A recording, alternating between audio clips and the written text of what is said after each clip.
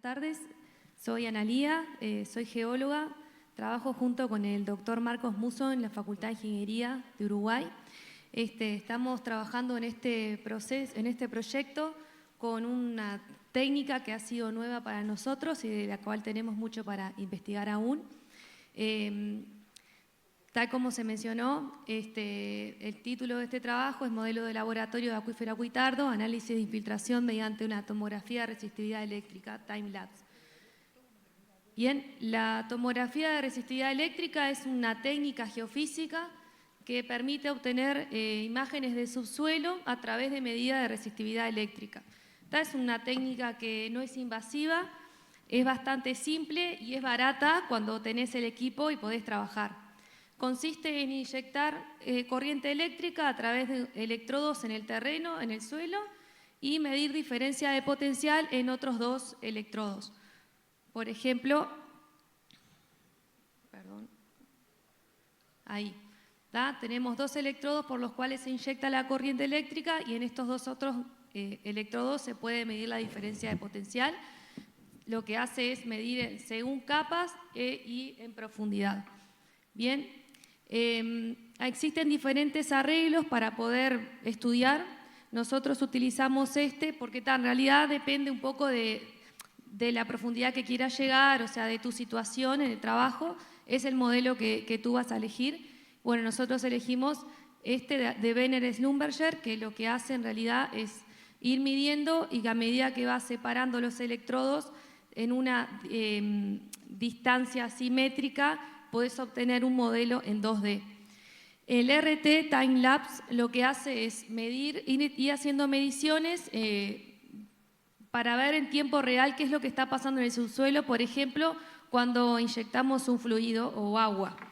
Bien, en Uruguay se viene llevando a cabo muchos estudios de la recarga del acuífero Raigón o del sistema acuífero Raigón, que es muy importante, se encuentra en la zona sur del país, abastece de agua a la población de toda esa zona y tiene mucha importancia desde el punto de vista de la producción, porque es una zona muy agrícola. Bien, en el sistema, bueno, está compuesto por un acuífero que pertenece a la formación Raigón y por encima la formación Libertad, que es pleistocénica y que son unos limos loésicos similares a los loes pampeanos de acá. Entonces, para poder hacer el modelo, lo que hicimos fue, ir al campo, traer muestras y hacer clasificación de suelo, granulometría y límites de Atterberg. Los Proctor, o sea, los parámetros de compactación y el peso unitario seco máximo también fueron calculados. Y luego, teniendo la pecera, o sea, el acrílico, la caja de acrílico, lo que hicimos fue establecer hasta dónde queríamos hacer una capa, calcular un volumen y una masa de material, de sedimento que íbamos a poner abajo para simular el acuífero y por encima lo mismo, establecer un límite, ver qué masa de suelo había que colocar, o sea, se hace un cálculo y ahí a compactar. La compactación se hizo de manera manual y amasando, tratando de lograr una homogeneidad, porque los grumos en realidad te alteran bastante el suelo una vez que se empieza a secar. Y luego se hicieron estas grietas artificiales cada 10 centímetros.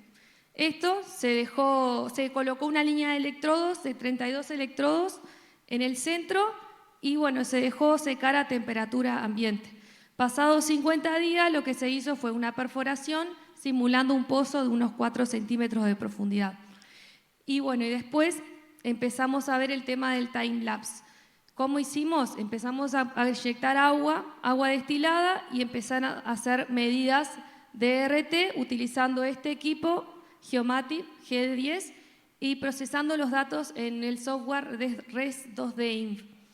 Entonces, como resultados, lo que tuvimos fue que, la clasificación de suelos es un suelo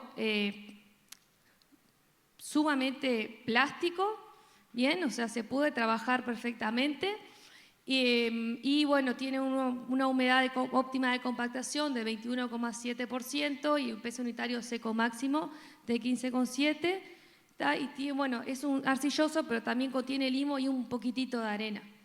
Después, el modelo quedó así luego del secado al natural.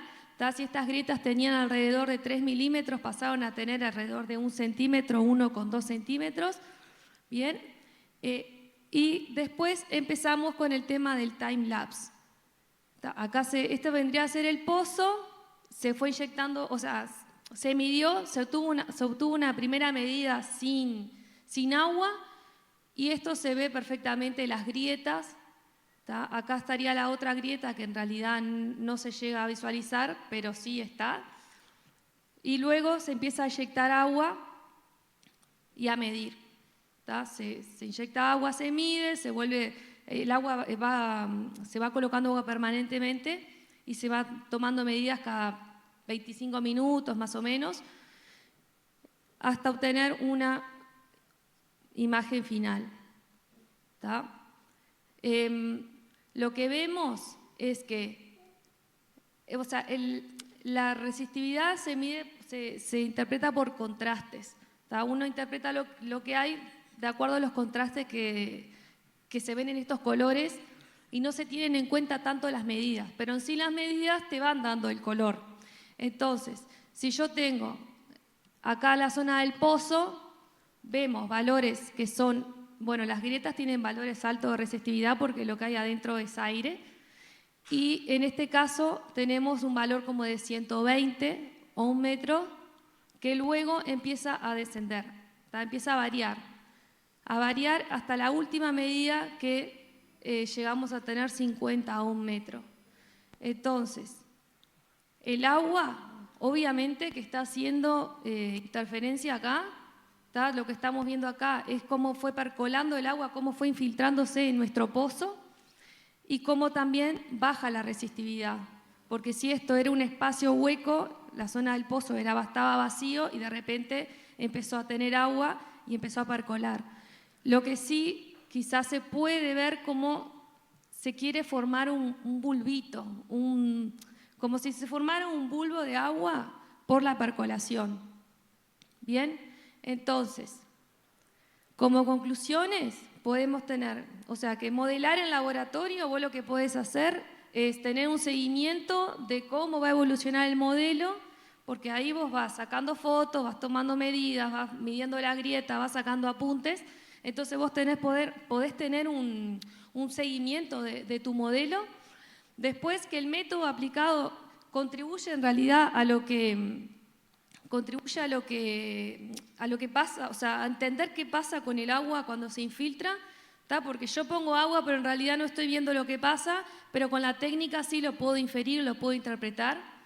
Y además que con este antecedente o con lo que nosotros queremos llegar es que podemos generar un modelo conceptual del proceso que ocurriría en el campo, pero para eso yo tengo que tener datos de campo, que es la siguiente fase, o sea, es lo que vamos a hacer cuando volvamos de Argentina. Vamos a ir al campo y hacer el proceso de infiltración en terreno. Bien, para poder, con los datos que tenemos acá y con lo que podemos ver en campo, poder hacer un modelo conceptual mucho más ajustado a lo que ocurriría en la naturaleza. Y listo, hago esto. Y gracias.